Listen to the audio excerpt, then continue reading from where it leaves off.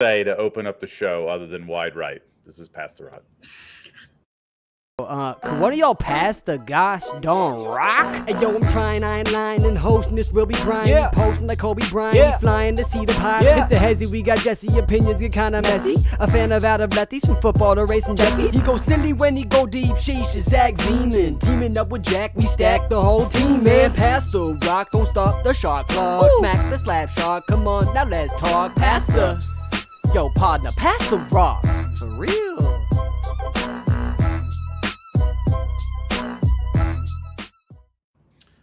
All right. It was a little sad. I have to admit, and I'll explain why in a second, that I was hard rooting for the Chiefs. Usually I like to see the underdog, but I was hard rooting for the Chiefs. But even I felt super bad when that kick went wide right. I don't know what else to say. It's just I remember seeing the original wide right kick, and brutal, brutal. Is there anything equal to that in Philly sports history? In Philly sports history to a wide right. So Man. just a brutal end. Trying to think. I mean, if we're talking brutal ends, I'll argue for the '93 World Series, Joe Carter's walk-off home run. Nice. I'll argue for that. Neither of you remember. No, I don't remember, but I I know remember it it. happened. I know it happened. You must have loved that, Jesse. I did. I loved that game very much. I'll also throw out the McNabb era Super Bowl. Actually, I'm gonna say the NFC Championship against the Tampa Bay Buccaneers. That was a brutal game. Yeah. I got three names for you.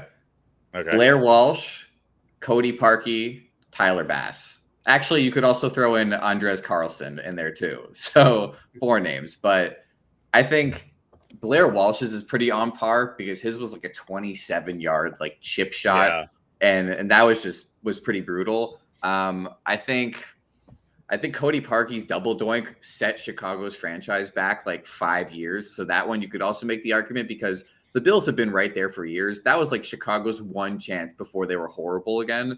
So I think that some of those kicks were just as bad. But this one hurts a lot for Bills fans. And Brian, I'm surprised you didn't say as a heartbreaking moment, the non-call pass interference, Rams Saints. I think that has to be one of the most heartbreaking moments in football history and in sports history. And Jared Goff was right there. Let me just say we have 2 of them. We have that one and the Minneapolis Miracle, both within a 2-year span. So it's brutal for Bills fans. I don't have anything like I'm not like trying to put out positive vibes in the world for them because I've had to live through those 2 that you just mentioned. So thank you very much. I was going to name that. I just wanted to give Zach a chance. I don't know if the Argonauts had a bad loss ever, but Jack, your worst ever fandom moment as far as your team just not getting it done. Oh, well, for me, is this any sport? Any sport. Oh, 100% the 2017 World Series for the Dodgers. Absolutely. Game 7. I was at that Game 7. I was hyped up. It was 3-3 against the Astros. And I thought we had it in the bag. We just won Game 6. And we showed up. Yu Darvish was on the mound, got shelled for 4 runs in the first 2 innings, and the Astros never looked back. One of the most depressing days of my entire life. Awesome. I actually think I need to correct my answer. As a fan in my current lifetime, it's got to be the dagger. That shot was Is this brutal. the dagger? Is this the dagger? The dagger by Kawhi was one of the most The best brutal night of my games. life. Yeah. Sorry. Yeah, it was Sorry, just, bud. horrendous because not only was I disappointed, I was also just so like awestruck at the same time. It's like not only is that how our season ended, not only was that probably the best team in the Embiid era so far results-wise. I thought that team was going to the finals if they beat the Raptors, 100%. Yeah, But- it was also a weaker year because I mean, with the Warriors and how they ended up in the Bucks. It felt like that game decided who was going to appear in the finals, and to lose it like that was just absolutely brutal. Especially because you guys were up 2-1 and Embiid was doing the airplane around Philly, acting all tough, and then just absolutely fell apart. Gotta love it. Was not Embiid's fault. I will stick to that forever. It wasn't Embiid's fault. And actually funny, I was like Jack, and I was in Europe at the time, and it was 4 a.m. and I was up watching that game when Kawhi hit the shot. So shout out to Jack for joining us all the way from Barcelona. It's pretty late over there. But yeah, great. One of the greatest nights of my life when Kawhi hit that. I was like Jack in Europe. I was 19. No. I believe you. It's just I was like, how are you like Jack? And then you brought it around, and I was like, oh, okay, that makes sense. Yeah.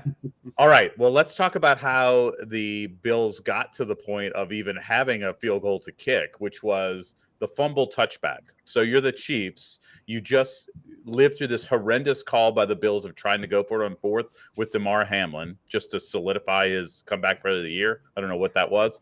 And you get down to the one, and you're like, let's give the ball to Mecole Hardman. Fumbles. Who had fumbled earlier in the game, by the way, on the same play. It goes through the end zone, and it's a touchback. So, Jack, let's get you off to a good start. Is the fumble touchback rule the best or the worst rule in the NFL? Oh, it's horrendous. I think it's the absolute worst. I think, to be completely honest, it doesn't make much sense because if you fumble literally anywhere else on the field, right? If you fumble right before the goal line at the 1 yard line and the ball goes out of bounds, you keep possession right there at the 1 yard line. What exactly is the big difference between fumbling it out of the back of the end zone for it being a touchback, you lose possession, versus literally if you fumbled it a half a yard earlier and it goes out before the goal line, you keep the ball on the half yard line. Like that's a ridiculous difference for essentially the same play. So I've always hated that rule. I've never been a fan. And I think this play being talked about as much as it is in the media right now is going to potentially result in a change this offseason to that rule. I think if there was ever a time that the NFL would discuss it, it might be this year. Jack, you laid it out perfectly. You said everywhere else on the field, it's not a touchdown. And if you're an inch outside, or it's not a touchback. If you're an inch outside the end zone, it's not a touchback. Guess what? That's the rule. It's the end zone for a reason. It's a different plane of field than the sideline, than anywhere else on the field. If you run out of bounds anywhere else, it's not worth 6 points. That's the end zone. That's the whole point. You've got to be careful around that line. You have to be careful with the nose of the football all the way down to that 1 inch line. And you can't be fumbling it out of the end zone. That's the difference between the 1 yard line and the end zone. And I just think ball security is the number one thing that players should be taught. And why reward the offense again when every single other rule in the rule book goes for the offense? I think the defense deserves to have at least one go their way. And if they can force a fumble on their goal line, it also prevents people from just, leaping over the pile with the ball out kind of recklessly every time, or from, maybe tush pushing. That's maybe why the tush push developed. So I just think it's a rule because of exactly what you said. It's different from every single other place on the field. It's the end zone, and that's why it's a rule. Hold on to the ball. Mm-hmm. Zach, what you got? Yeah, to add on to it, first of all, Jack, womp womp. Sorry, like it happens. Womp womp. Yeah. I mean, if my player, he gets to the end zone, he fumbles the ball out of the end zone on the sideline, womp womp. It's his fault for losing control of the ball. If you're going to be that close to the end zone, ball security should be the number one priority. I think the rule as is actually it actually incentivizes the defense to play more aggressively at the goal line instead of just lying down being like, ugh, we can't really do anything. Let's just let them score. But all in all, this is still just another fumble. It just has different rules. Why is this fumble different than all other fumbles? I sound like a rabbi right there. Why is this fumble different than all other fumbles? The only thing that's different is the location of the fumble, which I think the way that it is now properly incentivizes greater defensive play at the goal line. It incentivizes those goal line stands. It incentivizes those game-changing moments that you see, like the Bills being able to get the ball out of Mecole Hardman's hands. Granted, you can say it was more Mecole Hardman's fault, but regardless, they got the ball out of his hands. They were able to get the ball back. That was a huge momentum swing for this game. Remember the fumble in the jungle in the Ravens-Bengals game last year when it was a fumble on the goal line? It wasn't a touchback, but same thing, fumbled on the goal line and then returned all the way 98 yards to the house. That was awesome. Mm-hmm. Yeah, look, I think Jack puts out a good, like, logical way to think about it is, yeah, if I fumble in the 37 and it goes out of bounds, it goes back to the 37. I keep possession if nobody else grabs it before it goes out of bounds. But this is the NFL, and not everything is totally logical. And I do think the different plane of the end zone makes sense for it being weird and different and, punitive in some way. Yeah, it's in the end, the biggest mistake was giving the ball to Mecole Hardman. Does anybody run harder than Isaiah Pacheco? Reward that guy. I mean, right before the end of the game when they needed one first down just to end the game, they gave him the ball. It was like 3rd and 5, and he got it. I mean, the dude and he scored insane. A touchdown like 3 minutes earlier in the 4th quarter to take the lead on a Yeah. hard run where he trucked the guy on his ass in the end zone. Right, like that Isaiah Pacheco touchdown that he actually scored. If they just did that again, it was almost the exact same situation. I mean, they could have literally copied and pasted. Yeah, exactly. So I do agree that it's weird. I will say there's been some really weird rules in the NFL all throughout, my time watching it, which is longer than you guys. And I think it's appropriately weird. And it's such a great demoralizer. I mean, the Bills do like the worst coaching job they could possibly do by running Damar Hamlin up the middle on like 4th and 6. He did it for the plot. It was too good. The script writers had to write it in. The Chiefs have the game won. All they have to do is, knock it into the end zone. They're like, oh no, let's go Mecole Hardman because that's the way to do this. So yeah, it was first and goal. It's a great It wasn't like they got stuffed on first 2 downs. It was 1st and goal, and they dial up the jet sweep shovel pass. Like it was awesome. Big Red cooked a little too hard. So the Bills have some issues. All right. And I feel bad for those fans, but in the end, you're the Bills for a reason. And, you're the Lions for a reason. We'll see if they figure out a way. But are the Bills just the Cowboys, but maybe a little more likable? Zach? I'm going to argue no, because the Bills don't have the history to lean back on as that the Cowboys fans tend to. I mean, the Bills, unfortunately, I wish the Bills had success that they could lean back on, honestly. They really deserved it after making 4 straight Super Bowls in the 90s, but they lost every single one of them. And, of course, now we're talking about wide right yet again. Like 30 years later, it happened again. I mean, the Bills, in a sense, with how their success has been the last 30 years, yes, it's similar to the Cowboys. And with, like, how many playoff appearances, how many playoff wins, it's similar. The big difference is just the history that they lack to lean on. I mean, I guess you could make that argument. The Bills are like the Cowboys in the sense that they choke every year, but I think what Zach is saying is absolutely right. Like, the reason the Cowboys choking is so funny to us is that they will resort to their early success. And then nowadays, when they haven't won anything in 30 years and they choke every year, they make the playoffs to collapse. They're like, oh, well, at least we won. What is it? They have 4 Super Bowls or 5? I can never remember. 5. What 5? Like, they're always leaning back on that. The Bills don't have that. So when they're choking every year with a really good roster, it's like, oh, well, it's just the Bills. Like, that's just what they do. Nothing has changed. This has been the history of their entire franchise. And it's hard to see something changing in the near future, because something that a lot of us have said throughout this season is that the Bills' window is kind of closing. They have an older roster. And, I mean, obviously Josh Allen isn't going anywhere, so you're going to retool a team around him. But there's a lot of work that needs to be done to get the Bills to the place they want to be. And I think next year is definitely – it's likely to not look quite as good as it did, at least in the second half of this season. I think it's an easy distinction between the Bills and the Cowboys, and it's all about confidence.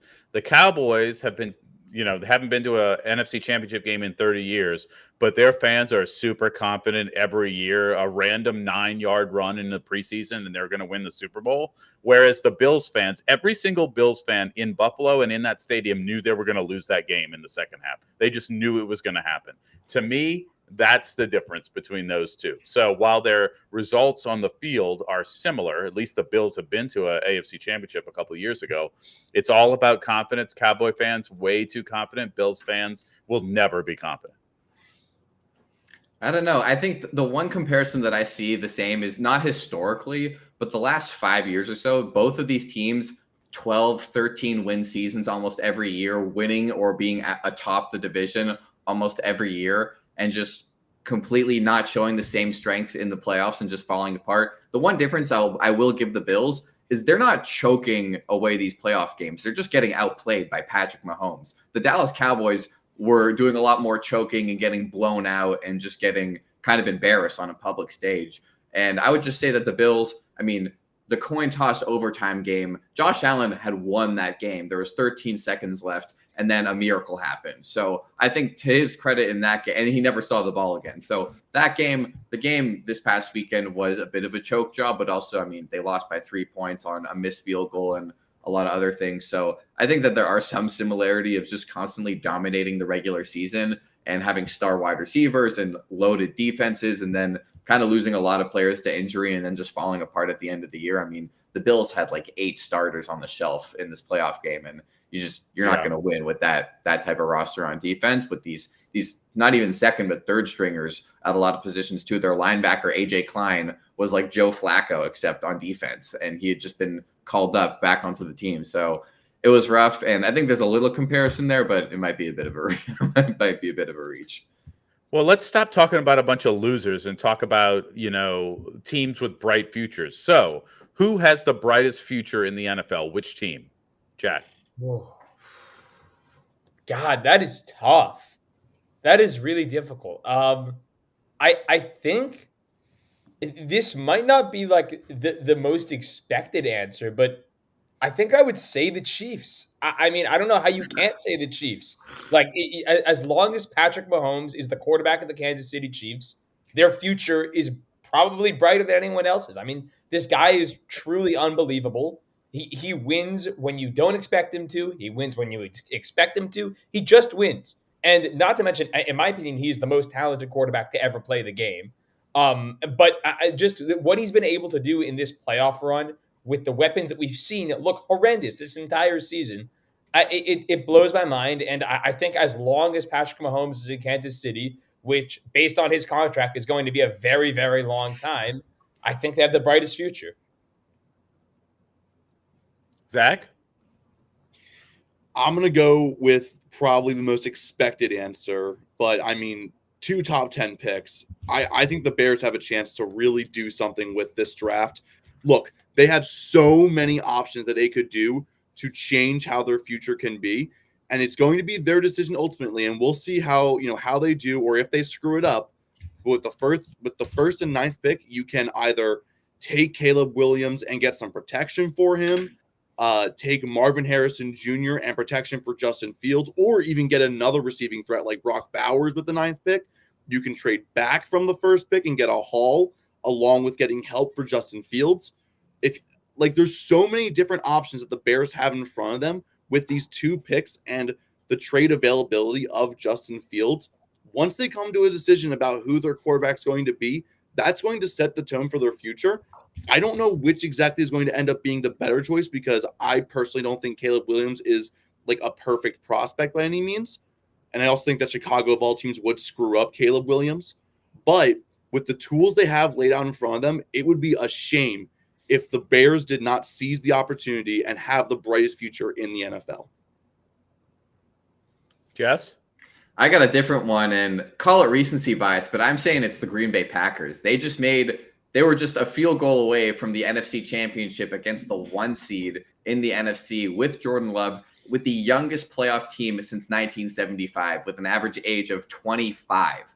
It's just unheard of. They have all the right positions, all around the age of 25. I think Aaron Jones is probably the oldest offensive player on the team, and that's saying something. The defense is all really young as well and still strong. Matt LaFleur is also one of the greatest coaches in the NFL, and I really think that he solidified his job in Green Bay, at least for the next few years. I wouldn't be surprised. I don't know what his contract is, but I wouldn't be surprised if he gets extended within the next year or two, even longer than that. I think Joe Barry saved his own job at the end of the season, but we'll see if he ends up sticking around. Jack might know more than me on that one, but I think the Green Bay Packers, they're so young and they're so talented and they have stars in the positions that matter. And I think that they're going to be poised for the best future in a pretty weak NFC as well. I know that the Lions are pretty good and the Bears might get a lot better. So that division could be fun for years to come. But I think the Packers are this far ahead in year one of Jordan Love. They're so set up. It's a lazy answer, but the right answer is the Chiefs. I mean, come on. This is their 5th straight AFC Championship game. Do you think that's going to change at all? He's going to obliterate. Is it 6th? Yeah. Okay. Then he's going to obliterate all of Tom Brady's records eventually. We're going to be talking about him as the GOAT. It's absolutely the Chiefs until somebody. But what if Big Red retires? And I saw this dumb rumor that Travis Kelce is going to retire and – him and Taylor Swift are going to get married. As long as that man with his Kermit Frog voice is the quarterback of the Chiefs, they have the brightest future in the NFL. I agree.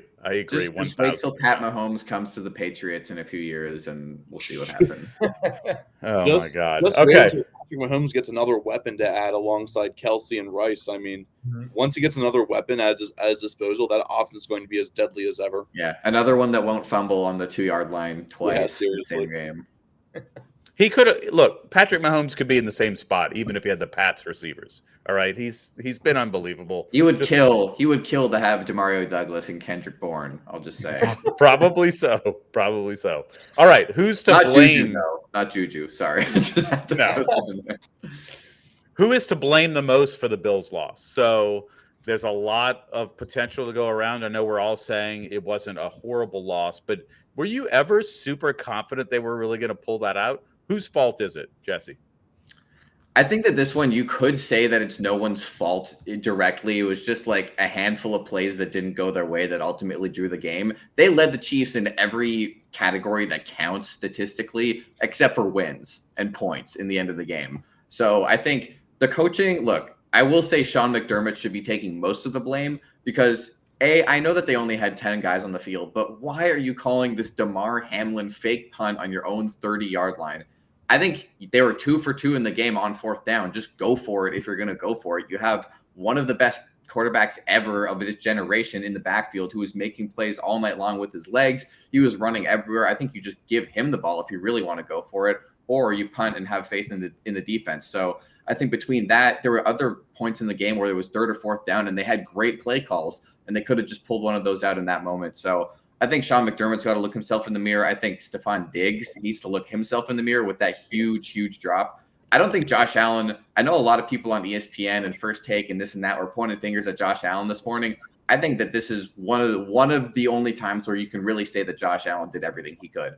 I know that on that last drive, he missed that touchdown throw that he got hit on, and that he could have done that. He could have scored on that drive, and when you needed it, he needed a touchdown there. But I mean, Bass missing a 44-yarder, that just, you set yourself up for overtime at least. I don't think that you can point the finger at Josh Allen. So I think this one's mostly on the coaches and just on the fact that 8 of their defensive players were just on the shelf as well. It's just, you're not going to win in those conditions. Jack? Well, I mean, I completely agree with what Jesse's saying about Josh Allen. I thought that he played more than well enough to win that game for the Bills. I thought that I appreciated that he had a very clean game turnover-wise, which is not always what you get from Josh Allen, especially in big moments, but he did last night. And he was unbelievable on the ground. I mean, I will never not be amazed watching a guy of that size move the way that he does. Like, it's pretty unbelievable to look at. But if you were to point your finger at any one thing, I mean, the one play would obviously be that awful Damar Hamlin fake punt. I mean, that's where you talk about coaching. But I think the number one blame might be Stephon Diggs. I mean, in a game like this, you need your best receiver or your best playmakers to show up. You're not going to win if they're having a quiet day. And I mean, Diggs had 3 catches for 21 yards. He had 8 targets, only brought in 3 of them. And of course, the one really big drop. I think in a game like this against a really good Chiefs team, if you want to win, you need your best playmakers to show up. And Stephon Diggs just didn't. Honestly, Exactly. there being no Gabe Davis in this game was probably Yeah. the reason that they lost. They were missing Gabe Davis a lot. Yeah, they were missing Gabe Davis a lot, and I don't know if Bills fans are ready to hear this, but Gabe Davis catches that deep ball every time. That's all he No, catches. Yeah. I'm serious. He catches that deep ball. He catches that deep ball. I'm very confident in that. At the end of the day, I do think it's coaching. That was the main issue. I mean, just some very dumb decisions, especially that fake punt late in the game. Can't really chalk it up to anything else, really. Everyone else did their part, played to the best of their ability, but I mean, just with some of those calls, it's like, what are you trying to do, Sean McDermott? I have no idea. Yeah, look, if you're unsure whose fault it is, it's the coach's fault. Okay, that not just for the Good way to look at it. dumb fourth down, but there's the fact that this team can't get over the hump with a top 3 quarterback, maybe top 2 quarterback in the NFL. That's the coach's fault. It's time to look elsewhere. Joe Brady saved the season for this team by coming in and saying, "Hey, why don't we run the ball a bit and see what happens?" And at that point, they were not even in the playoffs. They ended the 2 seed. I'm not saying you should hire Joe Brady. I'm just saying McDermott is doing everything he can just to keep his head above water, and it's not working. And you have Josh Allen in the prime of his life right now, prime of his career for sure, and you can't win. So that's on McDermott, I think. And if I'm them, I'm seriously thinking about what's the one coach that can come in and provide an X factor for this team and get them over the hump. And it's Bill Belichick. Why would he want to go to Atlanta when he could go to Buffalo, be miserable in the cold? He owned the Bills franchise for 20 years. You really think he wants to go and coach him? Yeah, because he thinks he could win a Super Bowl there, and he could definitely break Shula's record within 2 seasons with that team. I don't hate it at all. And there was a report that I read today about Belichick there were a couple teams that were like really serious about him, and one of them currently had a vacant head coach position, but one of them did not currently have a vacant head coaching position. So that team is very interesting. It could be the Bills. I wouldn't be completely stunned, especially with the manner in which they lost this game. If there is realistically, the biggest finger pointing is probably at Sean McDermott, and maybe under most circumstances, that's not a guy that you would think to fire. But if you're really in the running for Belichick and you think that you're going to be able to bring him in with 100% certainty, I don't disagree. I think that is the kind of guy that can come in and give you that X factor and make you a true Super Bowl team. It's going to be interesting what happens over the next couple days because, he's available. Somehow Atlanta convinced him to do a second interview. Like, I would be like, I'm Bill effing Belichick. Second interview. If I'm Bill Belichick franchise. If I'm Bill Belichick, I'm not being interviewed by the Falcons. I'm interviewing the Falcons. Yeah, they drove to him. He didn't go to Atlanta. Yeah. It's just amazing. All right, let's move on from this game because there were other games this weekend. I don't know if y'all are aware. Who had the worst game-sealing INT? Baker Mayfield or Jordan Love? Zach. I'm going with Jordan Love. I mean, that throw, if you're playing Madden and you make that throw across the body to the other side of the field with like one guy who's being covered, like it was pretty much double coverage around him, around the receiver as well. Just one of the worst throws I've seen a quarterback make in quite some time.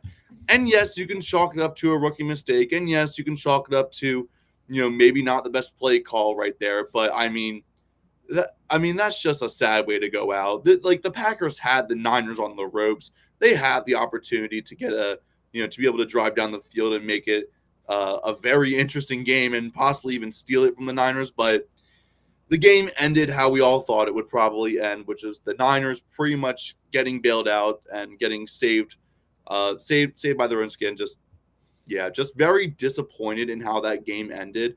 I know Baker Mayfield's interception was also brutal, but at least there wasn't as much momentum. It was the first play on that drive. It just kind of got shut down immediately, and good on the Lions. I guess D-back. It was Derek Barnes.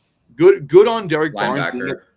Linebacker. Thank you. Good on Derek Barnes for being in the right place at the right time to snag that ball. I was wow, that was a really great play he made.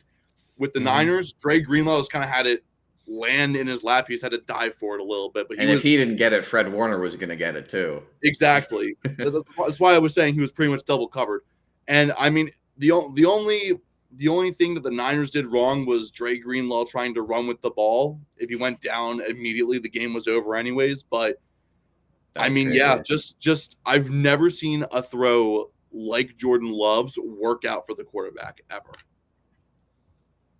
Unless his name is Patrick Mahomes. You know what? Oh, I almost forgot. The throw looked a little Mahomesy. I almost forgot to say that.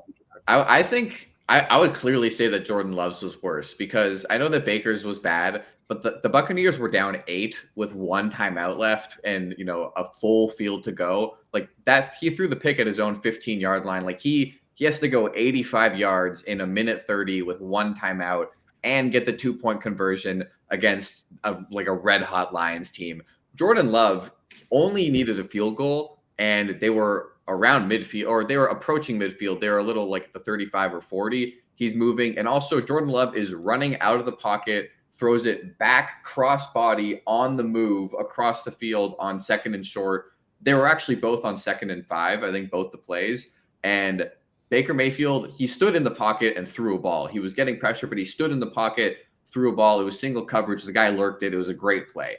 But Jordan Love's was just such a worse decision when you did not need to go the full length of the field, do a whole 2-minute drill, and score a touchdown. You only needed 3. And I know that their kicker you can't really trust because LaFleur just prays every time he goes out there. So you might actually need to go all the way down to the 3-yard line. But he didn't need to do as much. And Jordan Love was doing way too much. Baker Mayfield, it was kind of a full desperation situation. And, Barnes just made a great play on it. Jack? Yeah, I mean, I think I would agree with almost everything you guys are saying. I mean, Jordan Love, also just because of the overall position that Jordan Love has been in this entire, really, second half of the season leading into the playoffs, he's just been so incredibly good. And he hasn't looked like a rookie. And this was, it almost felt like the rookie moment had to come at some point. Yeah. It came in just a really not an ideal spot. It was a really boneheaded throw, one of the more boneheaded throws I've seen from an NFL quarterback this year. But I mean, I think if you're looking at it from the perspective of the fans, I know Packers fans are heartbroken to see something like that happen, but you just also have to look at the grand scheme of how good Jordan Love has been on this playoff run, and that makes it feel slightly better. I mean, this was an outstanding year for the Packers. I mean, this season was probably about as good for the Packers as they possibly could have dreamed of. So I think that in the grand scheme of things, not that bad, but in the moment, just so heartbreaking and just a boneheaded throw. He had a much better game than C.J. Stroud, by the way. Follow-up game. C.J. Stroud didn't have any offensive points to show for his performance, and Jordan Love did. There's only one thing wrong with how the Packers lost. It's that, and I mean, I live with a Packers fan. He's one of my roommates. In his own words, they always get owned by the Niners. If it was anyone but the Niners, I think this loss would hurt less for Packers fans. But because the Niners have consistently had their number for years, it's going to hurt a little bit more. The answer is that Baker's was worse, and here's why. A, he's more of a veteran. B, if he wins that game, he gets a $250K bonus. And C, he's staring down a potential 4 or 5 year contract extension if he wins that game and gets to the NFC Championship game. So in the end, he knows better, and it cost him more ultimately. So I think Baker's was worse. Jordan Love is essentially, well, he's a playoff rookie, and he's in there trying to make things happen. And, so he threw a bad one. He'll have time to come back. He's still going to get majorly paid. Baker is still on that cusp. Do we keep him? Do we sign him long-term? I think it was much worse for him. So I'm going to take the Baker side on that. He's last question 350 and 3 touchdowns, by the way. He had a hell of a game. He's the playoff leader in yards through 2 weeks, by the way. He's definitely getting paid. I don't know if it's going to be by Tampa though. Someone will. He's getting exactly. But he's getting someone will pay him. I don't know if it's the. I don't think he's getting a 4 or 5 year deal though. You know who should pay him is the Cleveland Browns. Yeah. They're in a little deep. Okay, last intro question. Where do you rank Jared Goff within the top 15 quarterbacks of the NFL? So he's probably improved his stature. So essentially this is like, is he better than? Where do you put Jared Goff in the overall rankings, Jesse? Do you have a list? Do you have a I have a list of I have the list of the quarterbacks right, I'll tell you are better than him. Okay, I'll tell you every quarterback I think is better than Jared Goff, and it's Patrick Mahomes, Josh Allen, Joe Burrow, Lamar Jackson, Justin Herbert. I would still take Justin Herbert just as a quarterback straight up over Jared Goff. Jalen Hurts. It gets hard. I'll give Jalen Hurts the nod for what he did last year, taking his team to the Super Bowl and how well he played. I know it was a down year, but I think honestly a lot of that relies on the offensive coordinators as well, and them not letting Jalen succeed like he needed to. So that's 6. I would say Stroud. I would put. Oh, wow, that's tough. I would put CJ Stroud over him, talent-wise, just straight up. I would say CJ Stroud. You could make the argument when healthy for Kirk Cousins. I think Kirk Cousins is. I mean, it's different now that Jared Goff is in the NFC Championship game again as their quarterback. Second time, yeah. I think I'm forgetting some people. Dak. I'm taking Jared Goff over Dak at this point. I'm putting Jared Goff higher. He's been farther than Dak more times and in deeper runs and won bigger games. So I'm putting him over Dak at this point. I'm putting him over Kyler. I'm putting him over Geno. I would still take Matthew Stafford over Jared Goff. I know that he just outplayed him and they just won that game, but I'm still taking Matthew Stafford over Jared Goff. I think he is still elite and he had a quietly phenomenal season. I'm taking Jared Goff over Tua. I'm taking him over Aaron Rodgers at this point. We don't really know what he is. I'm taking him over Raj. I'm taking him over any of the Patriots guys. I'm taking him over anyone on the Steelers. I mean, I don't think I'm forgetting anyone else. I think you have the list. My list was I would put him above Anthony Richardson still because Richardson's only played like 5 games in the NFL. But yeah, let's remember this isn't a fantasy question. This is like your NFL team. Next year he could join your team. I definitely had Allen, Lamar, Mahomes, and Burrow easily above him. After that, I think it gets hard. I don't think I could put him above Herbert just because Herbert can't win a big game, and he has shown that he can. He's gotten to the Super Bowl, and he's gotten to he's for the second time to the NFC Championship. I think Hurts makes sense. I think Stafford makes sense better than him. I'm not putting Cousins above him because Cousins hasn't won anything either. Cousins wasn't on the Minnesota team that played Philadelphia in the NFC Championship the year Philly won their Super Bowl. I'm not putting Stroud there yet because he hasn't had enough big game experience. That makes him like a top 6, top 7 quarterback. I think that's I'm not sure if I'm ready to call him top 6 or 7, but I think top 10 makes sense for Goff. Of course, I have Mahomes, Lamar, Josh Allen all ahead of him. I think now, I mean, I feel like you asked people a week ago, Stroud is probably ranked higher.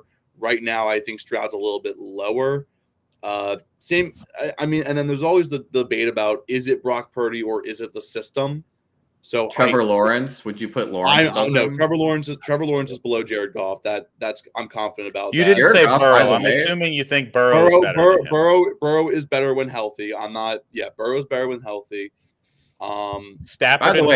By the way, Jared Goff, I didn't realize, was second in yards this year with 45-75, only 50 yards behind Tua, who was number 1.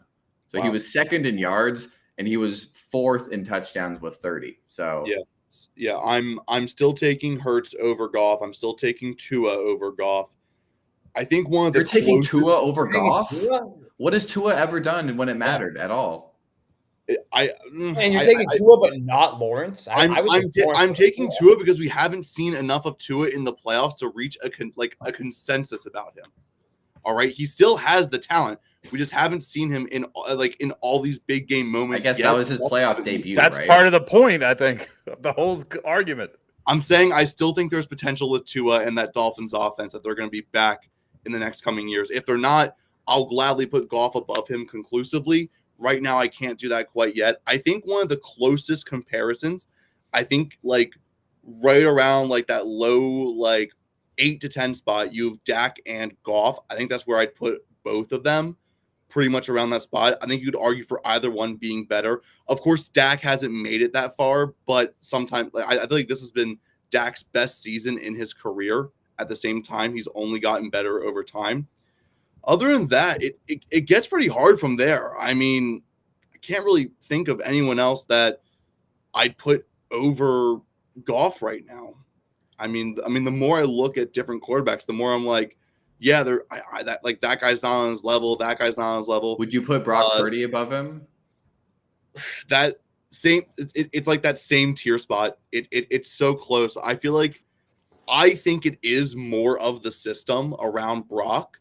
But that's not saying that Brock is a bad quarterback by any means. He's a very solid quarterback. He's a very good quarterback even. But Goff has looked really good this year.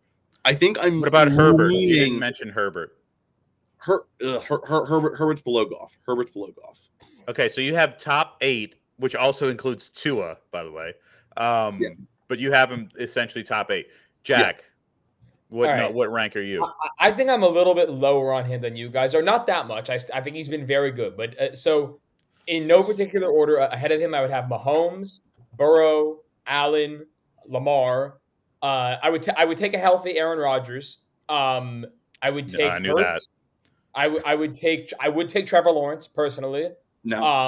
I would take Herbert. I would take Stafford. I would take Kyler Murray. You take Kyler. I knew it. I knew you'd take Kyler. Horrible take. Horrible. And this is the one that I'm really debating. I think I would take Stroud. I think I would take Stroud. Okay. That's it feels rushed to say it, but I also think that you could lean Stroud based off of if you're just which quarterback would you rather have? I would rather have CJ Stroud. Only if wins don't matter to you. So I named 11 guys ahead of Goff. So that would put Goff at 12 for me. Which I think is about right. So my notable guys that I have behind him. He did not say Dak. He did not say Dak. No, I did not say Dak. So notable guys I had behind him were He's putting Kyler over Dak. And I had Goff ahead of Tua, ahead of Dak, ahead of Kirk Cousins, ahead of Brock Purdy. I think those are the notable guys that I had behind him. Well, Kyler Murray did have that one playoff game that one time. Didn't they lose to the Rams for like 30-8 or something? He did throw for 137 yards in that game. It was pretty special. Ooh. He got spanked by the Rams, right? It was Aaron Donald had like 5 sacks or something. Yeah, the Rams. I just think you guys consider. I have no idea how you guys can clown me for picking Tua when this guy still has Kyler Murray in his top 10. No, you both should be clowned. That's the point. Kyler Murray gets way too much hate. He's a great quarterback. With no experience in the playoffs but one game. And that's his fault? You can't call him great if he hasn't been to the playoffs. I mean, isn't that the point? Quarterback wins is a thing. I just don't get how quarterback wins get thrown out and there's no value. Because you can play like Josh Allen and still lose. Wins is not an end-all stat. But he's got wins too. Say again? Wins is not an end-all stat, and I feel like some people like to overhype the idea. I didn't say that it was. This quarterback can win in every situational. Look, there are certain quarterbacks who are great in hypotheticals and certain quarterbacks who are horrible in hypotheticals, but that's all they are, hypotheticals. I think wins are severely overvalued. I think there's so much more to a winning football team. Yeah, winning's overrated. When you're talking about a quarterback, obviously not when you're talking about a team, but when you're talking about a quarterback, there's only so much that a quarterback can do. I mean, he's not playing defense. He's not catching the football. You actually might be cooking. He's not cooking. He is. So, Eli Manning is a Hall of Famer, and he's career a loser, technically, I guess. Or I think he's exactly 500 or like right around there. And Eli Manning is a Hall of Famer and has more Super Bowls than 95% of people who will ever play in the NFL. So he's not a Hall of Famer yet, though. He will be. No, he will be. I mean, well, he also has the Manning name. Which is he in this class upcoming? No, I don't think. It's been a while since he's played. He retired in 2019, I think. Yeah, 2024 would be his class then, no? Or was he 2019? I think that's his 5th year. I think next year he'll be eligible. Anyway, we got other games to talk about, so we can we can move on. Quarterback wins is a stat we should think about, but we'll move on. It should be taken into account, but I think people severely overvalue it. I agree. Yeah, well, if you're a fan of Tua or Murray, then you severely undervalue it, but we'll keep going. NFL championship round, Chiefs at Ravens. Battle of two teams without a wide receiver one, although the Ravens may be getting back Mark Andrews this week. So what group of skill players is better, Zach? Ooh, looking at their rosters, I think I'm still leaning with the Chiefs, and maybe it's just because Kelsey did everything I said he wouldn't do. He scored 2 touchdowns. He had a very impressive game. He finally had a great game when Taylor Swift was actually in attendance. I was shocked. Rashee Rice didn't do a whole lot, but at least we know what Rashee Rice can do. We know he can be good. And Isaiah Pacheco, those are the 3 headliners for the Chiefs offense right now with Kelsey, Pacheco, and Rashee Rice. I'm kind of just ignoring MVS, McCole Hardman, and the rest of their weapons because they aren't going to make a positive impact or they're just going to make a negative impact at this point. Compare that to Mark Andrews, who's coming back from injury. That worries me a little bit. Zay Flowers, Odell Beckham Jr., two receivers who are solid but don't have that true X factor, especially Odell doesn't have that X factor he used to. I like Zay Flowers more than him, but just because of the overall experience of the Chiefs unit, I'm going to lean with their skill positions.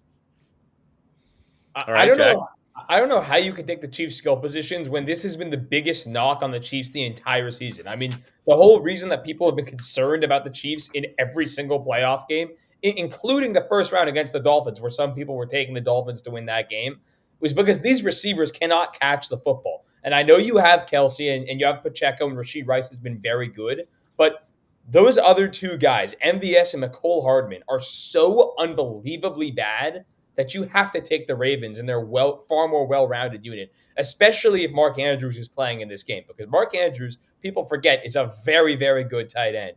And he may not be Travis Kelce, but he's pretty close. And then you talk about Zay Flowers, who's had a great rookie season. I'm a big fan of his. OBJ has quietly been obviously not a very flashy guy this year, which you're used to Odell making the flashy plays, but he quietly had a really solid year as their wide receiver too. And Rashad Bateman was a guy that was a bit of a draft bust, but is still talented and makes some plays and is definitely not as much of a liability as an MVS or as a McCole Hardman. And then their run game, they don't have, that guy, that absolute bell cow that's a dominant force, but just their run scheme is very, very good. Just the way that they make plays on the ground, also utilizing Lamar Jackson as a weapon there, makes it so that it's not as important to have the elite of the elite running back. So to me, it's an easy pick. I think it's absolutely the Ravens. Jesse? I think it's close because I think that as much as Jack just hyped them up, I don't think the Ravens have been as good as you'd hope. Like Odell has had some nice games, but he's caught 1 pass in like 4 of his last games in a row and just really not been involved. And I know that they haven't really needed him in a lot of these games, and the Ravens were just kind of cruising, and one of them was the last game of the season. And, in this past game, it was just a lot of running and a lot of Isaiah Likely. And also, not to forget Isaiah Likely. I know Mark Andrews is coming back, but Isaiah Likely is also included in that group, and he's phenomenal. I would give the edge to the Ravens, mainly because they had one of the best rushing attacks in the league without 2 of their better running backs on the team. J.K. Dobbins and Keaton Mitchell both had season-ending injuries, and they're still running the ball very well. Gus Edwards had double-digit touchdowns this year. Justice Hill is a very good, competent receiving back on that team as well. Not to mention you have Lamar Jackson, who had 100 rushing yards and 2 touchdowns in the playoff game as well, and is always like he was their last 1,000-yard rusher. So he's obviously a threat on the ground as well. So I think I would give the edge to the Ravens. And Brian, you're absolutely right that the biggest knock all year was how god awful the Chiefs were. And I just think, Kelsey was great, and it didn't surprise me because I think that Kelsey always answers the phone in the big games, and he had 2 touchdowns. And I think that Mark Andrews, as great as he is, has never had a signature performance like Kelce. And Kelce is like, what, second or third all time now in playoff touchdowns? Like, he's been that guy for years. So I think Kelce is really carrying that group by himself. And Isaiah Pacheco is great too, but I give the Ravens the slight edge in this entire skill group. Yeah, I mean, in the end, it's me hearing you all talk about it, reading these names. I'm like, oh, this is all about what can Mahomes and Lamar Jackson do. I mean, they're dealing with pretty equally, compelling, terrible units, and they're going to try to make them shine. So, in the end, I like Mahomes in this one. He's 9-1 against the spread when in the playoffs when he's the underdog, and they are the underdog. They have to go to Baltimore. Everybody's going to be thinking Lamar Jackson this and Lamar Jackson that. But I kind of like Kelce standing up. I like Jason Kelce up in the suite with his shirt off, and we got the Chiefs. Other game, Lions at Niners. Who we have the first pick of the draft as far as Jared Goff goes, and the last pick with Brock Purdy. Who has more rushing yards, Detroit or San Francisco? Jesse. Ooh, okay. So I think that Christian McCaffrey will likely be the leading rusher in this game, but I'm going to give it to Detroit because they were running the ball very, very well against Tampa Bay, who is one of the better run defenses in the league as well. And while David Montgomery only had like 35 yards in that game, Craig Reynolds also got a touchdown, which was just, an absolute parlay killer for anyone betting. But Jahmyr Gibbs looks like the second or third best running back in the league right now. He is just running so dominantly, so fast. He made Antoine Winfield look slow on that touchdown, which was just, absolutely insane considering he should be an all-pro. So I think the Lions come out with more total rushing yards as a team behind that O-line. I think Jahmyr Gibbs is the leading rusher of the Lions. He could actually crack like another 100-yard, near 100-yard scrimmage game, but I think a lot of it comes on the ground. Even though San Francisco's got a good D-line, I think Detroit leads this game in rushing yards total. Jahmyr Gibbs is just on fire right now, showing why he was worthy of that 12th overall pick. Jack? Yeah, I think I would say the Lions as well. And part of that is because I think the 49ers game script in bigger games tends to be more pass heavy than in most of the regular season. In the regular season, they love feeding McCaffrey, giving him 25 carries. I think in the game against the Packers, who, by the way, don't have a very good run defense, McCaffrey only had 17 carries, I think. So they definitely don't give him the ball quite as much. And McCaffrey still had a great game. But the Lions' run game is outstanding. It really is. And I think that they may have a difficult time throwing the ball against this Niners secondary, which has been very good this year. Not to say their D-line hasn't, but the Lions' run game, the yin and yang between Gibbs and Montgomery has been fantastic all year. And if we're taking the collective rushing yards for each team, I think I would take the Lions.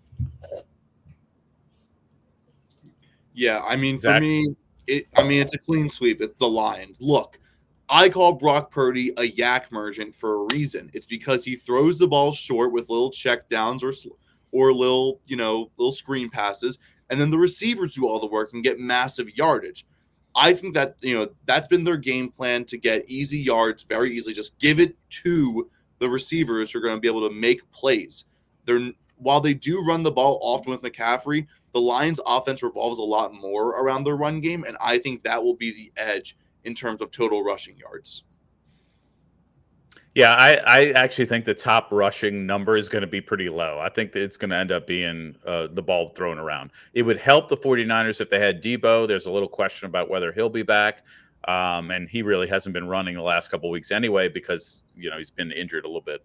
So I agree. It's all about Gibbs. He's the one that put that game away yesterday against the Bucs, and that's going to be a lot tougher to do against the 49ers, but it's possible.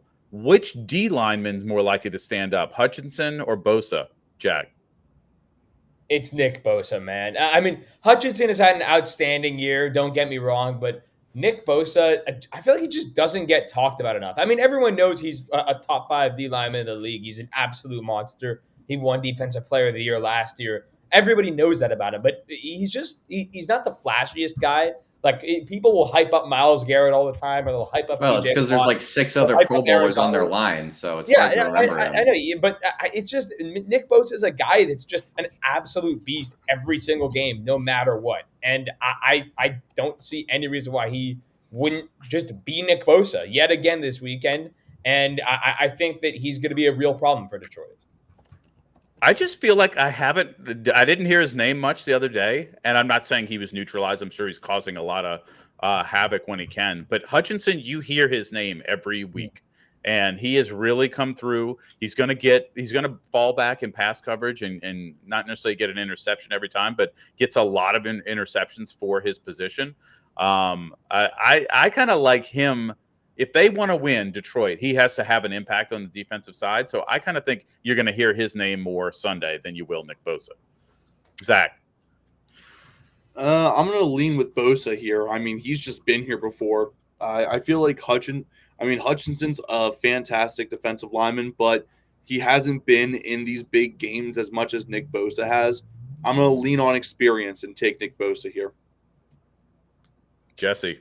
I'm going to lean Aiden Hutchinson. I think that they're going to do what they can to avoid the Trent Williams matchup, and maybe they'll put him on the other side of the line like the entire game and just try to steer clear of him. I think with Nick Bosa, though, like I said, he's surrounded by like 4 other Pro Bowlers in the box alone. So they're stacking the box, and between him and I think is Eric Armstead finally back as well? Like he was out for a while. I think he's also finally back in.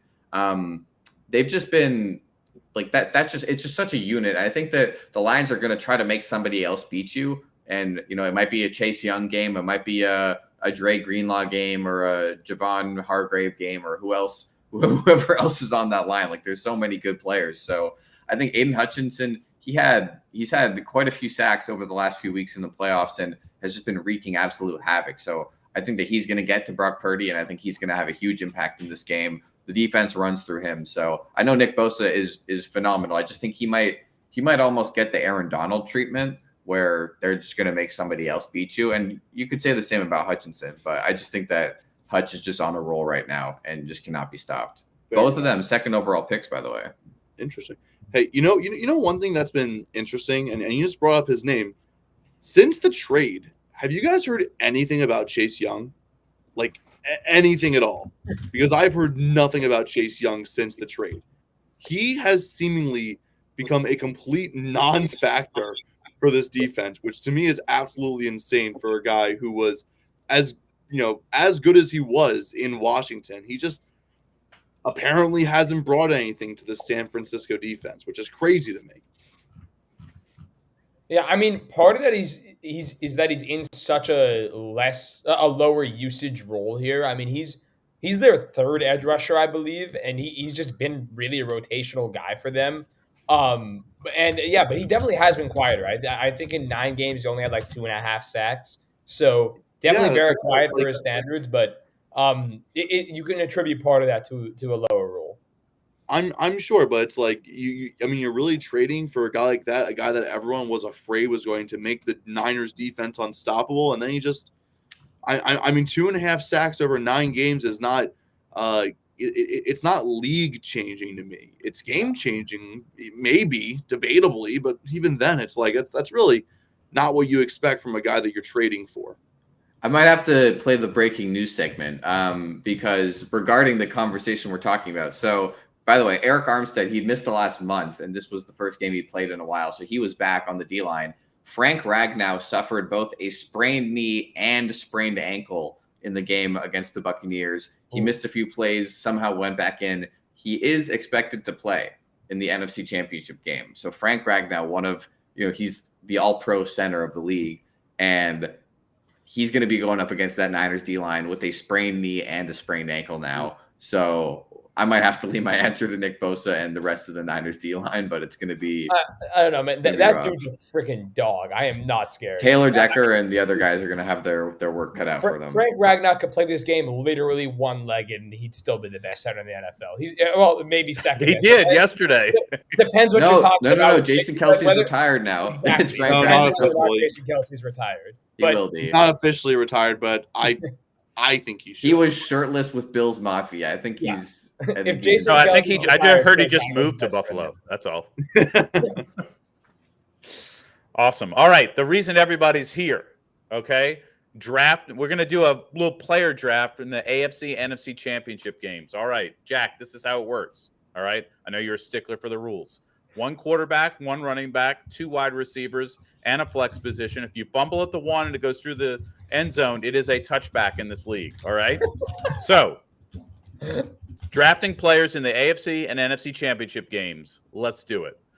Zach, you get to draft first. It's Zach, Jesse, me, then Jack. That's just how it is. This That's is how just it the was rolling drawn up. order. I went first last time, so I slide down. Zach was last. He goes to the top. Right. Oh, I'm glad you looked that up. I would have not known where to find it. Very, All right. very thankful to, for once, have the no-brainer pick of Christian McCaffrey here at number 1. Is it no brainer though? Yes. I mean, no- are we playing this? This is one stipulation. Are we doing? Is this like a fantasy based draft or a real life based draft? To me, it's more of a fantasy type thing of we're building the best possible team to for the games this weekend. Daily fantasy, let's call it. Yeah, daily fantasy. Gotcha. Okay. All right, Jesse, you're up. All right. So I'm officially on the clock. Zach takes CMC. So, wow, there are a lot of good players in this game, in these games. Okay. I think after the first pick, you could go in a lot of different directions. There's a lot of solid quarterbacks. I mean, whoever ends up. Oh my God, I don't know which way to go. This is so tough. I don't think anyone's getting a bad quarterback in this draft. No. No I matter mean, who. all 4 of them are pretty good options. All right. I four of think them- 2 of them are a lot better than the other 2. Two- You know two are what? great, I'm two are solid. not leaving this draft with a yak merchant. Give me Lamar Jackson. I want the MVP. Over Pat? Yes, over Pat. He's going against the Ravens defense. I like Lamar against the Chiefs Okay. defense a little bit more. Plus, he has the rushing upside. I mean, first quarterback in history to have 100 rushing, 2 touchdowns, and 100 quarterback rating and 2 passing touchdowns as well. I know last week he probably had 40 fantasy points or something. Okay.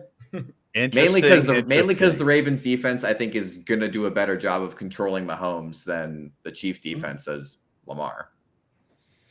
So my question comes down to: do I want Mahomes just to take him away from Jack? Because I know Jack will take him in one of the 2 spots on the turnaround.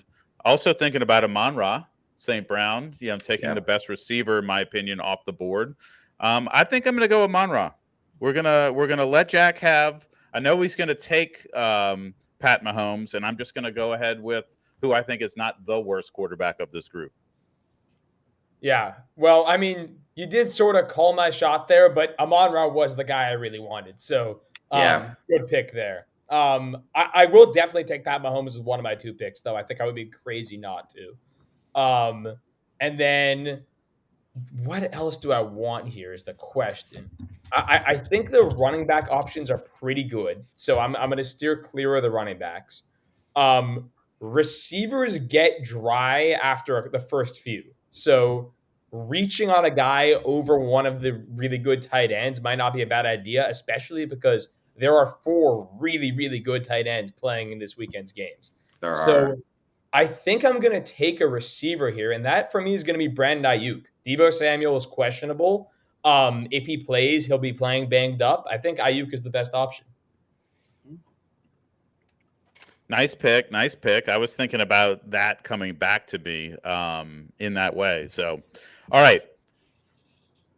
I could go quarterback, but I don't think I'm going to. I think I'm going to hold. I know Jesse's already got his quarterback. If Zach decides to take who he takes, that's fine. I'll deal with what's left. I think either way, we're good on that one. So I'm going to go tight end, and I'm going to take Travis Kelce. I'm not even going to think about it. He shows I like up. that. I'm sad because I wanted him, but I'll settle because there's 3 other very good tight ends in the mix here. So I think I'm going to take a running back because I only have 1 running back spot here. And give me Jahmyr Gibbs. I just said before, he's playing like a top 3 running back in the league right now. He's so electric every time he gets the ball. And whether it's rushing, receiving, I don't care how he does it. He's going to get a lot of yards, and he's probably going to score again. So I love Jahmyr Gibbs here. Now back to me. I think right now, tight end, super deep. I don't need to worry. I'm going to be happy regardless. I think for me, the biggest thing I need right now is a receiver. And there's a lot of solid but not great options. I think the best option I have is to probably just bank on Debo being healthy enough to play. But am I confident in that happening? Not really. It's either take the potential of Debo or settle for. If Debo's hurt, you get Jawan Jennings as your replacement. We'll give you that. Because that's the real life equivalent. Yep. Yeah, that's still not great. It's really the potential of Debo or just sticking with someone who is playing. And you know what? I'm gonna ride on the potential of Debo playing. I think a healthy Debo outclasses pretty much everyone left in the wide receiver pool. So I'm gonna ride with that only because I'm gonna bank on the upside. There was another name or two I was considering, but I'm gonna go with the potential. And then since Brian let him fall back to me, I was fully mentally prepared to take the Yak Merchant if I really had to. But because Goff is still here, I'm taking Jared Goff. Nice. Okay, this is you're making the decisions a little bit easier for me with these picks. So I need a wide receiver bad because there's still a few tight ends left, and I feel comfortable getting whoever makes it back to me. I think I have to take one of the only you could barely call him a wide receiver one, but give me Rashee Rice. He just had 130 yards last week before this game, which is fifth most ever by a rookie in a playoff game. So he's been balling. I know he had a bit more of a quiet week this past week, but I don't think they're trusting Mecole Hardman after last week, and I think Rashee Rice is going to get a fair amount of volume. We'll see if Marlon Humphrey ends up playing in the next round. That could change this a little bit, but I just think Rashee Rice has the most upside out of anybody left. You could go with somebody on the Ravens, Brian. I'm sure you probably will. No, I have a wide receiver. I'm going to go running back here. I don't have to pick my quarterback until the last round. There's only one left. So give me Isaiah Pacheco. I love the way he runs. I think after last week, he's guaranteed a couple more goal line carries.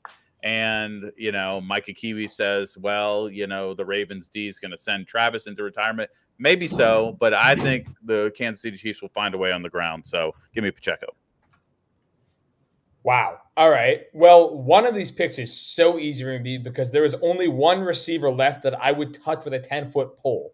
And because we have to take two receivers in this draft, I'm going to snag Zay Flowers before anyone else does. And then after that, so my other options, it's basically a running back or one of the tight ends. And all you guys already all have your running backs, right? Yeah, all three of you guys have your running backs. So unless someone screws me by taking one at flex, which I don't think you would because the tight ends are so good, I'm going to take my pick of the tight ends and give you George Kittle. Yep. Nice. Okay, so I need a wide receiver, and I figured you were going to do that. There's pretty slim pickings at this point, but I'm just going to take a guy who is going to find some magic from back in the day. It's a big game. The last big game he was in, he was electric, and then he tore his ACL, and then we didn't hear from him again for a year. Give me the LSU Tiger, Odell Beckham Jr. Thank you very much. Big one catch for 12 yards in the AFC divisional round, by the way. Yeah, well, they didn't need him. They were up by 20. It's all good. Not for the first half, they weren't. But, to each their own. Okay, so I now have my choice of the tight ends, I guess, because, let's see, Kelsey's gone, Kittle's gone. I would have taken George Kittle had he fallen back to me. I'm very tempted to take Mark Andrews because I have Lamar Jackson, and that could be a nice stack. However, this is his first game back after a bad leg injury, so I'm not going to take that risk, and I'm just going to take Sam Laporta. Give me Sam Laporta at the flex. I like him a lot. I know he had a quieter game as well, but I like him to find the end zone. He's Jared Goff's go-to guy. He is the baby Gronk of the NFL as per Gronk himself. So I think Sam Laporta at the flex, and I'll worry about wide receiver later. All right. Well, coming back to me with my final 2 picks, I need a receiver and a flex. Gonna go with Mark Andrews first. I mean, yes, he's coming back from injury, and that does concern me. Just like Debo, another concerning player. Kind of a boomer You got bust. the hospital squad, man. I've got the hospital squad today where it's just boomer bust. But Mark Andrews, when he's healthy, is I think undisputably a top 3 tight end in this league. I mean, he's right there with Kelsey and Kittle in pretty much every conversation you have. Laporta's had a fantastic season. I think he might even be right up there in the top 5. But I'll take Mark Andrews because his upside is just a little bit higher. And then receiver's very interesting because I was considering OBJ until Brian took him. And I mean, you look at these depth charts and there's really not a lot, but there's one last guy who sticks out to me. He's a deep ball threat. He only gets the ball maybe 2 times a game. But every time he gets the ball, it's for at least 15 plus yards. Give me Jameson Williams. No. That was my last pull for sure. I was going to take a third Lion, but JMO was that he and I get that, and I get the stack of Goff and Jameson Williams, which is always nice. He might not catch the ball, but if he does, it'll be a 60-yard touchdown. So you got that. That makes it a lot more complicated. So the Lions' top 2 guys are off the board. Ravens' top 2 guys are off the board. The Niners' top 2 guys are off the board. And I don't even think the Chiefs have a top 2 guys at wide receiver. It's just Rashee Rice and the peanut gallery. So this is disgusting. Wow. I don't know who to do. I might have to bank on Debo not playing and take someone on the Niners, or this is tough. You know what? Screw it. I'm going to take the redemption. Give me Mecole Hardman. He's going to get a redemption in the AFC Championship game. Pat Mahomes trusts him. He's been there before. He's been with the Chiefs for a long time. I know he did not do very well last week. He's the latest Chiefs receiver to mess up a game, but he's going to redeem himself. And it's not like I got the pick of the litter. It's him, Rashad Bateman, or somebody else. Maybe Josh Reynolds. I know he had a touchdown too, but Justin Watson. Yeah, it's pretty bad. Yeah. Awesome. Well, I'm locked into Brock Purdy, and he's going to want to come out after last year's NFC Championship game and just kill it. So everybody's talking bad about him after last week. He's going to figure out the glove thing. He's my MVP. Give me Brock Purdy. All right. And then with the last pick, I need a running back. I've been fading it the whole draft, and I will happily take David Montgomery.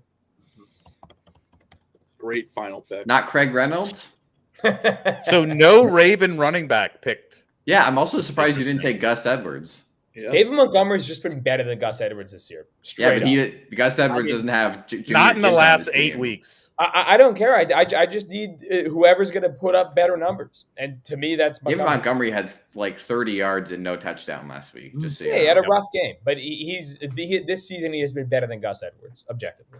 They've been like the same player, just like getting a lot of 1-yard touchdowns and like chunking yards. But yeah, Monty's been good. I don't hate it. It's just I think Gus doesn't have to compete with another insanely good running back right there. That's fair. Yep. Awesome. All right. Let us know who has the best team in the comments below. It's between Jesse and I think. I mean, your team may not even make it on the plane, Zach. I know. Yeah, my team is either the best or the worst in this because of injury concerns. But if Debo and Andrews both play well, then my team I'd say is the best. But otherwise, I would argue for your team, Brian. I think your team has the most upside, especially with that 1-2-3 punch. Amon-Ra, Kelsey, Pacheco. It's a really good first 3 rounds right there. All right. I love my team, man. Monty he's pretty good. I love my team. Mm-hmm. I want to talk a little bit about the NBA. So lately in the news have been none other than the New York Knicks. So they've been playing really good basketball as of late with their new team. I want to talk about Jalen Brunson. All right. We're going to talk about where he is this year in terms of how he ranks against the other guards in the league and how he's played. He's averaging almost 30 points a game in the last month. He's, I think, at like 28, 29 points a game. He's been balling, lots of assists as well. So, without further ado, is Jalen Brunson better than Derek White, Jack? Oh, the JJ Redick All-Star, which I honestly I don't hate the argument. Derek White's been awesome this year, but no, Jalen Brunson's better. I agree. Derek White's had a very solid season, but he's not better than Brunson. Cade Cunningham. I think I would take Brunson. Cade's also been really good, but I would take Brunson. It's really hard to pick someone who's playing on a team like the Pistons right now. I'm going to take Brunson, but man, I really wish Cade was in a better situation. Sorry, Brian, I skipped you before. Give me Derek White and Cade Cunningham. Yeah, no, it's all right. Definitely, I'm taking Brunson over both these guys. Cade Cunningham gets a little bit of positivity, but I'm going to go with team wins as a major factor here too, and give me Brunson. All right, CJ McCollum. Definitely Jalen Brunson. Not that close. Yeah, sorry, Brian. I'm going with McCollum here. I will take Brunson as well. Here? Oh, no. Sorry. I meant to say I'm going with Brunson. My bad. Oh, God. He said, sorry, Brian. Sorry, Brian. That's what he said. All right. Sorry, Brian. I'm going with Brunson here. Oh. I was about to say, whoa. Whoa, whoops. No. CJ McCollum has had a really one of his best seasons ever from the 3-point stripe, but Brunson's he's the better guy here. So CJ McCollum, possibly one of the best players to never be an All-Star. Jalen Brunson is in that conversation until he's an All-Star this year. So, he's going to put an end to that. No longer part of the same club. Darius Garland hasn't played a lot this year. Yeah, and that definitely has to be factored into it. And even if Darius Garland was healthy, I think I would still take Brunson. Yeah, I agree. Right now, it's just all Brunson. Can't wait till we get to the ones where we can actually compare the two players. Ooh, ouch. Yeah, we don't see enough of Garland. I'm going Brunson. Hey, we'll get there. We'll get there. Don't worry. DeJounte Murray. Oh, I'm a big fan of DeJounte. I love guys that are really gritty defensively.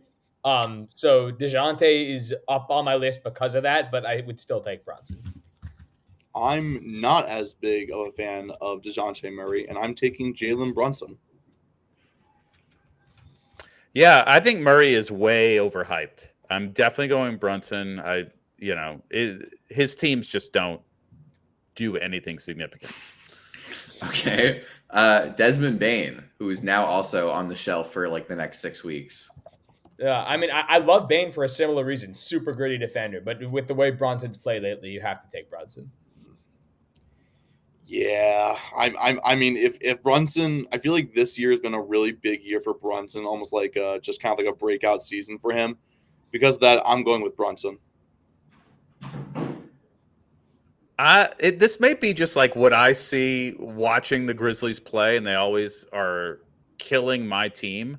But Bane is always plays like a superstar in that, and I'm gonna go Jalen Brunson, but I don't feel great about it. I think Bane is right there. All right, well, I'll give you his counterpart. On his best day, Ja Morant. On his best day, it's Ja Morant. But I think between the injury and all the gun stuff, he just hasn't been on the floor a lot the last 2 seasons. And Brunson is playing out of his mind right now. So, you have a guy that you're watching go out every night and play his best basketball, and a guy that we've seen play 10 games in the last 2 seasons, essentially. So, I think I have to take Brunson right now with the way that he's playing.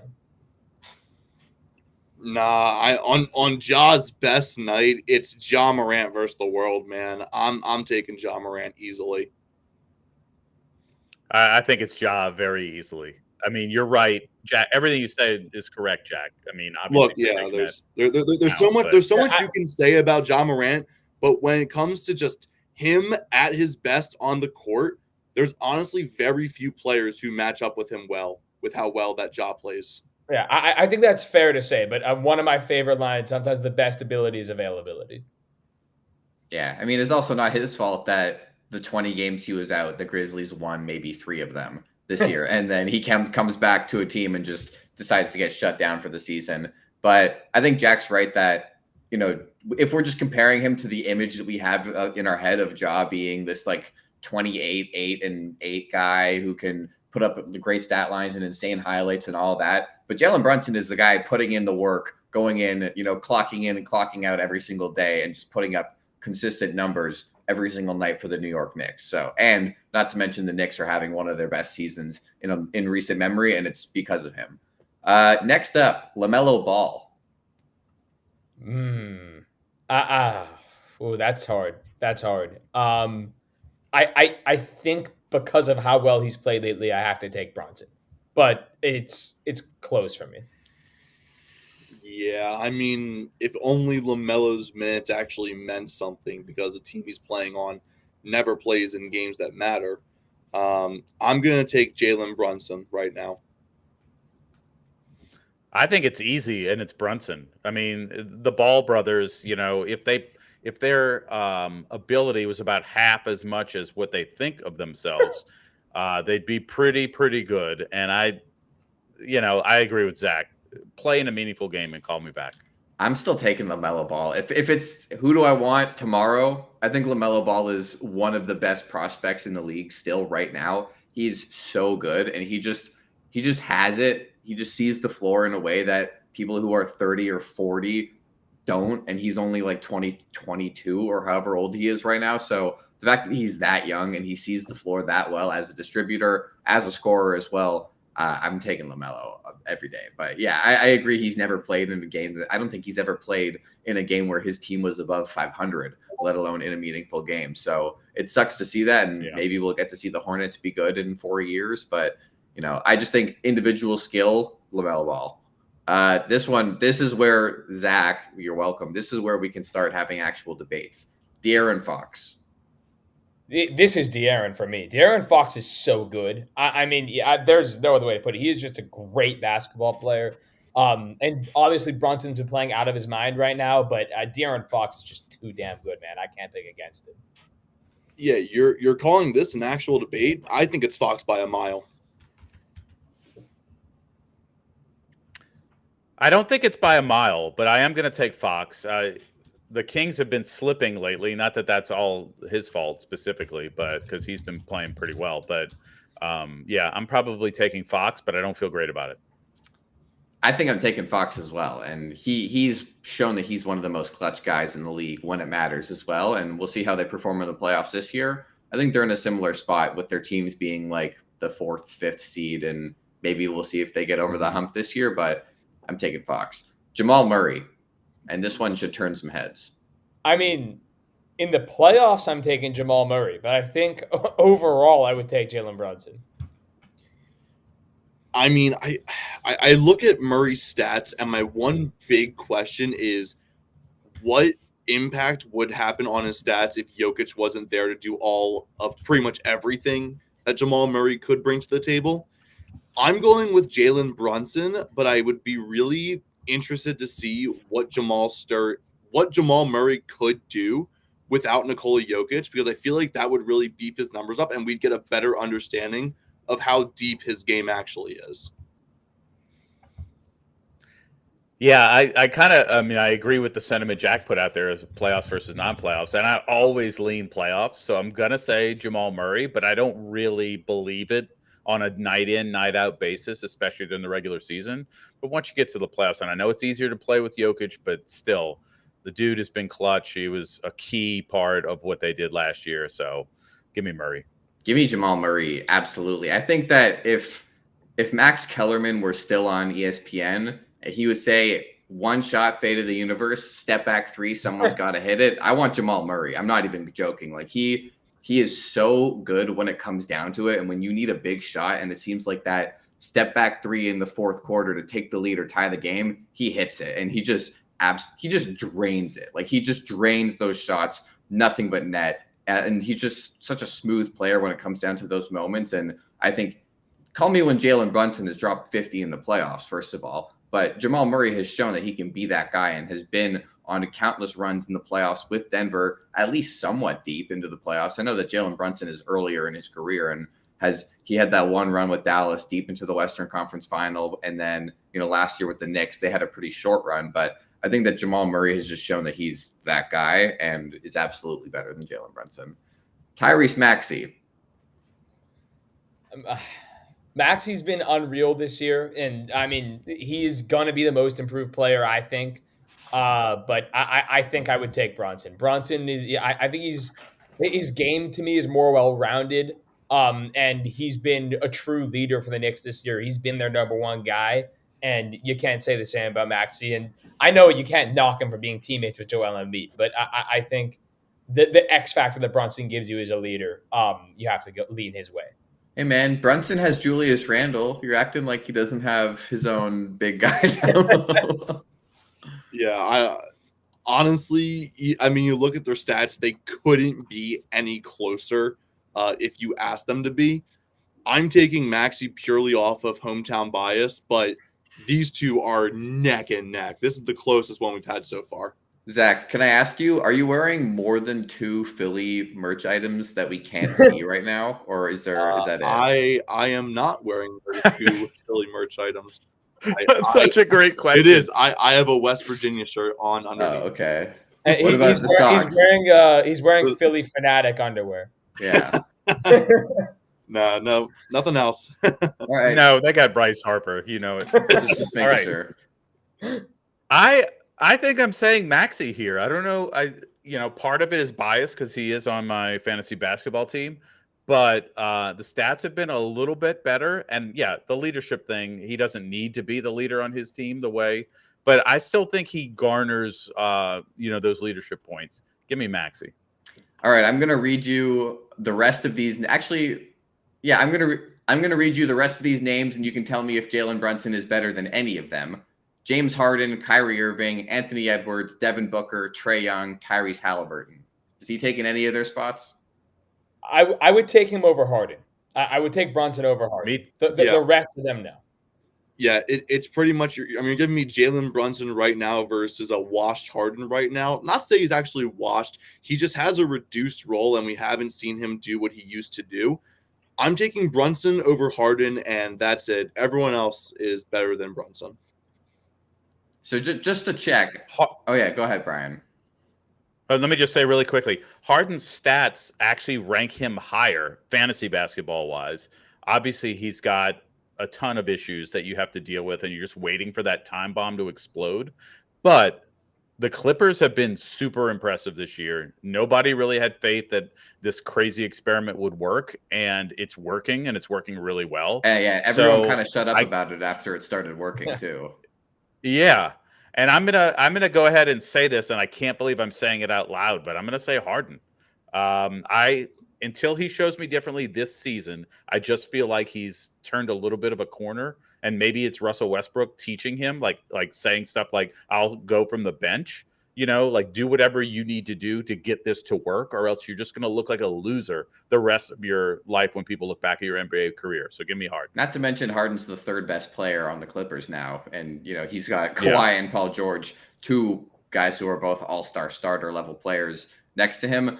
I would take Jalen Brunson over Harden right now, based on how he played last year in the playoffs was just disappointing. So I think this is the decisive year, basically. If Harden really shows up in the playoffs and leads them, I might lead Harden. But if Jalen Brunson can lead the Knicks past a decent team in the first and maybe even second rounds, I think it goes to Jalen Brunson. But based off the names we just read, like people say, is Jalen Brunson top 5? He's barely even top 10. If we have also not even mentioned on the list were Steph Curry, Luka Doncic, Damian Lillard. Those to me were a given that they were above this guy. So you got those 3. You got Shea, also another guard in the league. Then you got Tyrese, Trae Young, Devin. I know Devin Booker, Anthony Edwards are more shooting guards, but if we're just talking about guards in the league, you got De'Aaron Fox, Jamal Murray, Tyrese Maxey, John Morant on his best day, Kyrie Irving. Jalen Brunson might not even be a top 10 guard, top 10 point guard in the NBA. I think one of the biggest things. Sorry, I think one of the biggest things with the NBA as it is today is that 30 points is the new 20 points at this point. I mean, you have these guards, and you just have a bunch of players now who are able to go in every single night and drop a high 20s, low 30s game. And Brunson's up there, but he's not quite at that 30-point level scoring-wise that some people have been able to accomplish this year around the league. So I think that that might be one reason why he's not ranked as highly for us as some may have expected. I will say. Oh, go ahead, Jack. It just goes to say something about the talent of the NBA right now versus past eras. I mean, the just the pure scoring ability of today's NBA is pretty wild, and especially, I feel like in past eras, you will have had like a couple real megastars that carry the load, and then there's a real talent gap between the cream of the crop and the rest of the league. Today's NBA is so balanced. There are just so many good players that guys who today, like the NBA middle class, is just so much higher than it used to be, and I think that is really represented when you do something like this. Yeah, for context, I do think. For context, there's 18 players averaging 25 points a game in the league right now. And no, the talent, the especially like Jack said, the middle of the road talent is a lot better than it's ever been. And we're at the point where we're about to add 2 expansion teams, and the NBA needs it because there are people that don't get minutes that need to be getting minutes or starter minutes. What I will say is I feel like there's more. I'm not talking about the plumbers and the people on the end of the bench in the 80s that couldn't play defense at all. There's more people today that just don't play defense. They're just like, I'm out there, whatever. Then I feel like there has been, but the shots are still going down, open or whatever. So, it's at its best. I mean, part of that is going to ask. I was going to ask if the league was softer, or if just the talent was better, because it's definitely, and I don't mean softer like your generation is softer than mine at all. Yeah, you do. But it is they're not a lot of. There's not a ton of your Herb Jones types that are just like get off on playing defense. There's a decent amount, but it's not. It used to be where you didn't make the starting 5 unless you were going to be able to play defense as well. And now there's a lot of places, like I think Jack was going to say, where if you're on the Atlanta Hawks or the Pacers or something, it just doesn't really matter. It's also a cultural thing with this generation, and part of that you could call it the Steph Curry effect. I mean, a generation of kids growing up watching a guy who is known for sitting at the 3-point arc and launching threes and doing that at obviously the most unbelievable level of all time. But Steph Curry's never been known for his defense. Not to say he's a bad defender, right? But when was the last time you saw a Stephen Curry defensive highlight? It doesn't really happen. And this generation of kids that's come up watching Steph Curry and idolizing him, that's just the trend in the younger generation of NBA players. Yeah. No, it's super interesting when the playoffs come though, because you do have to make stops. Yeah. And that's my whole point about Luka and all that, and making players better around him. But in the end, that I think championship teams, it's one thing in the regular season. That's when you see you have to be a defender. That's how LeBron has gotten where he is. I mean, think about the most iconic plays he's had in the finals. It's mostly defensive. I don't know how you just roped your Luka narrative into that conversation, but I applaud you for it. So I think with that, we've been going for about an hour and a half now. It's been a great show. And I think we should probably wrap it up, because you can tell it's past 5 o'clock. People are starting to lose their minds a little bit on the show. So with that, we got a great show coming this Thursday. And you can maybe catch us on TikTok live before then. We've had a lot of fun on TikTok. So got some good NBA and NFL conversations coming. We got the last 3 games of the season in the NFL, which is incredibly sad. And hopefully they're good games, because if they're not, then that's even worse. So if anyone else has any final words, now's your chance. I just want to know who you're talking about being crazy, but we'll tackle that after the show. All right. We'll see you on Thursday. Adios. See you then.